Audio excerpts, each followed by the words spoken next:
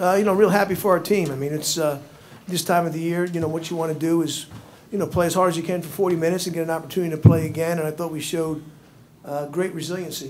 Western made a heck of a run on us in the second half. But I think our team showed great composure, great togetherness, and that's all I care about. And we're doing those type of things, then you have a chance to win basketball games. Question for Walter or DJ. Do you guys think that you might have gotten complacent with a 17-point halftime lead, or did Western Michigan do something different in the second half to make that run on you guys? I just think they, I give them a little bit of credit. Coach Christian made Michigan in the halftime. They're going to attack us inside. And, I give them a little bit of credit. They did that, and, we're just fortunate that we got together going in the, mid to late second half, and we're able to get it under control and then finish it out strong. Well, you talk about two things, DJ's first half and then his knack or ability to hit shots when the game's teetering in the balance, like he did there late in the second. Seniors step up and make big-time plays, and that's what he's known for. The past, 4 years he's been here at Ohio, and that's the thing we're gonna have to do. Tomorrow's not gonna be any different. Seniors gonna have to step up and make plays. Whether it's Evo rebounding, and, having get Treadwell out here tomorrow, Zeke Marshall, we're gonna have to man up and try to get those rebounds and try to be tough on the interior. And seniors gonna have to step up and get it done. Well, you touch on those rebounds too. You had 11 yourself, 3 on the offensive end. Can you explain how much of a key that is, combating a team full of big men? Well, I just know how important it is to our team. When I get in there and rebound, and not only me, but when Nick and Coop can get in there and rebound, how much that means to Reg and John. Because there's no secret. We're not very big. We're not a very big team. We know that. That's why we know how important it is defending. And after we defend, we got to finish out a possession and rebound. So that's going to be another big thing against going up against Akron. They're a big front line as well. And so I think if we can control the boards and and their field goal percentage, we're in great shape. DJ, talk about that first half run. You guys had 41 points. You had 9 assists at the break. You guys were in the zone, and once it got going, it kind of snowballed from there. Yeah, we know if we can stop them and get out in transition. We know if we get the first time rebound and with Evo and John and Reg running the floor and Walt and Nick knocking down shots and I'm pushing the ball. We just felt like if we got stops, we could get them in transition. How did that first half run feel from your perspective? Was it like, did you feel like you were in the zone? Nah, I mean I felt like we were exploiting their defense pretty good because we was getting a lot of stops in the first half. DJ, every time they got close to the second half, you made a big play. You feel like you had to? Nah, I just be out there playing, trying to do whatever my team needs me to do. I'm just trying to step up and make big plays and just do whatever it takes to do to get the job done. What are your feelings about playing Akron tomorrow? It's only right, we lost to them twice. We gave the game. We feel like we gave the game away both times. We had pretty large leads on them, but we got to come out and play. For the championship. We know what they're gonna do and they know what we're gonna do. So this is gonna be the best team. Plain and simple, how exciting is that? Getting that opportunity to play Akron again, third time for a win. I mean, it's my last MAC game. Some of the seniors' last MAC game. We love playing Akron. It's always intense, and it's a slight rivalry, and it's a competitive. If you're a competitor, you love to play in these type of games.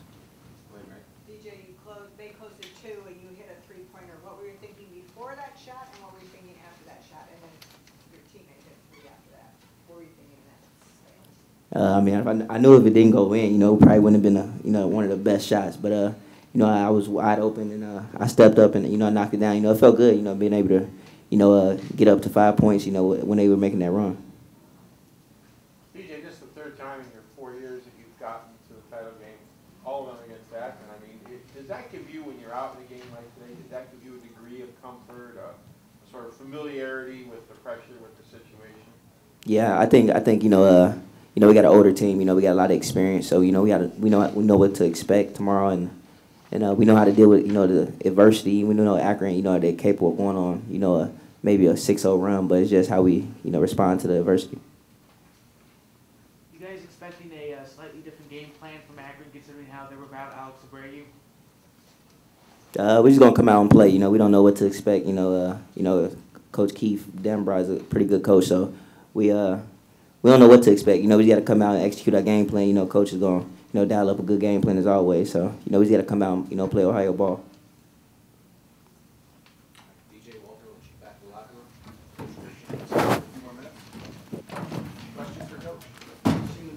know, in the big league's gone, and the league's further away, and just talk about DJ stepping up another big one. Yeah, I think that's part of basketball. I think, you know, if you tune in and watch games, leads go. I mean, this is March basketball. Everybody's fighting, you know, seniors trying to prolong their careers, and, you know, nobody rolls over. I mean, I'm not, you know, surprised by any of it. I mean, all you have to do is watch any game on TV. That's what happens, and that's what happens when you have good teams competing with one another. So, but DJ, you know, he's DJ. I mean, he makes huge plays. He's got tremendous amount of confidence. One thing that really stood out to me, our whole team, as they made runs, we stayed together. Even every time out, every huddle, there was no panic. And earlier in the year, when teams would make runs like that, we'd kind of come apart. And I think that's where our team has grown. That's why the team's playing better.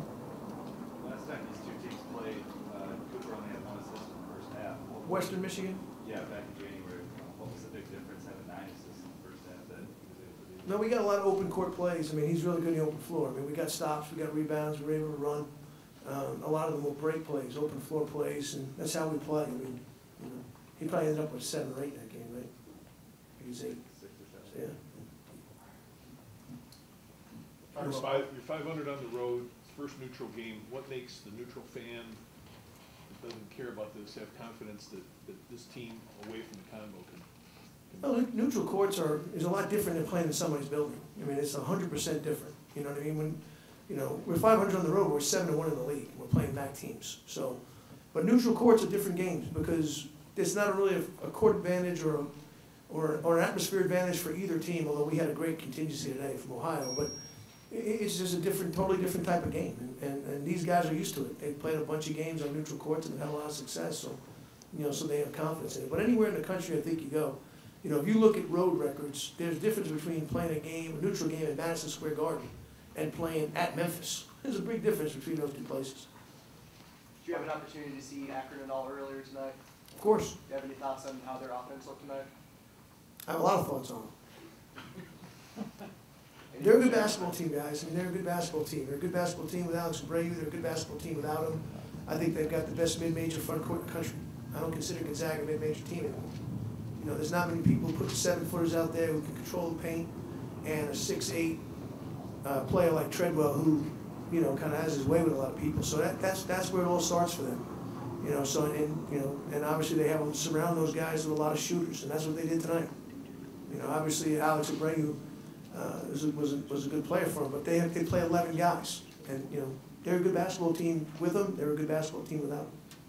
Jim, you obviously knew a lot about DJ when you took this job, but after seeing him for a whole season, I mean, is he better than you thought, or I mean? You know, I think it's.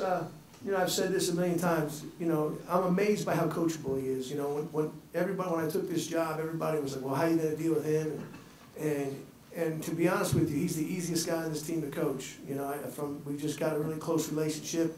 We have a lot of conversation throughout the game. I put a lot of trust in what he tells me, the feedback he gives me, and I think it's reciprocal. And you know, he's a special player. You know, you look at him and he just has an old school vision, feel for the game that's rare. Coach, can you talk about Reggie's night and flying 12 points? That was pretty loud to me.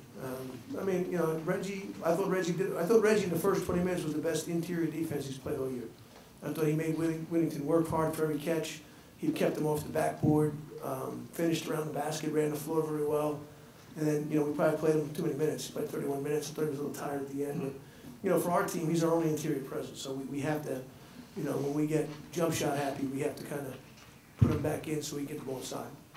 Kind of on that same note, Coach, Nate Hutchinson was in here earlier saying, you know, the best offense is a good defense. Thought that was kind of the key to your guys' first half.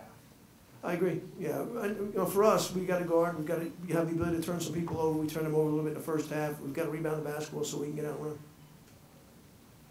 Yes. Jim, when you took over a team that had so many parts back from a team that went so deep in the tournament last year and stuff, what was just your general approach to get them back to this kind of position? Well, it's not easy, obviously, you know, because when you have that many seniors too, there's a lot of different things. You know, seniors look at the game differently for the first time. You know, when you accomplish what they accomplished, you know, the biggest fight is for them to remember how they got there. And all of a sudden now these guys turn and become seniors, and seniors naturally have a little bit of a step towards the future, just naturally. You know, because that's when it's the first time it really hits them. So you're juggling a lot of different things. So just a lot of communication, constant communication. But I will say that senior class set the tone for at least their ability to trust what we're saying. You know, and I think that they had a little bit of an just a lot of, from the beginning, and it wasn't always easy, obviously, but their maturity, I think, has helped us grow. And I think what happens is, as they start buying in and having some individual success and then some collective success, it becomes a non-issue. Have you seen snippets of what made them special last year, or do you see it now? I mean, like tonight when things got tight, I mean, do you allow yourself? There's always moments, you know, there's always, let's be honest, I mean, there's every coach, every team, and I'm sure John last year, there's moments where you say, oh, I can see it. Then there's moments where you say, how the heck did that ever happen? Watching what I'm watching. So, but it's the one thing about this team is they have great belief, you know what I mean? They have a great belief in one another, they have a great belief in their ability to win, and obviously it's going to be a huge challenge tomorrow night. Your players talked about being a smaller team than Akron. Mm-hmm. You talk about Marshall, the front line. He's 14 for 15 from the field. There are no rebounds when he doesn't miss. True. What is your counter? I mean, there's a lot of them. I mean, obviously, one guy can't. I don't think one guy hasn't beaten us. He hasn't beaten us. He's going to do what he does. The good players play well.